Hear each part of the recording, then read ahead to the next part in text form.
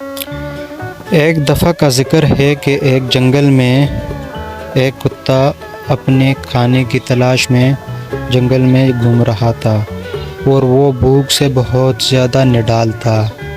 اور وہ چلتے چلتے اپنے کھانے کی تلاش میں چلتا جا رہا تھا،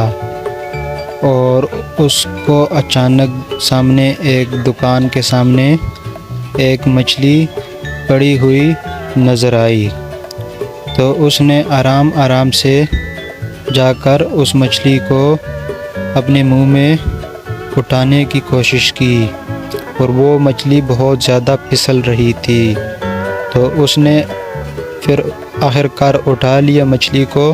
اور جنگل کی طرف بھاگنے لگا، اور وہ راستے پہ جاتے جاتے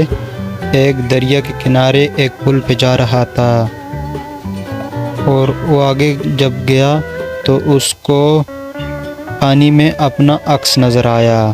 لیکن اس نے یہ سوچا کہ یہ ایک اور کتا ہے اور اس نے بھی منہ میں مچھلی اٹھائی ہے، تو اس نے سوچا کہ کیوں نہ اس سے مچھلی اٹھا لی جائے۔ اس نے اس سے مچھلی پکڑنے کے چکر میں اپنی مچھلی بھی پانی میں گرا دی،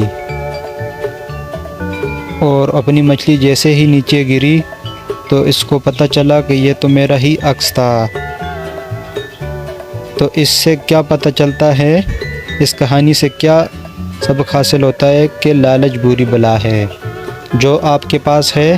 وہی بہت ہے، اور اس پہ آپ کو صبر کرنا چاہیے، اور دوسروں کی چیزوں پہ کبھی بھی نظر رکھنی نہیں چاہیے۔ لالچ بری بلا ہے، لالچ سے بچنا چاہیے۔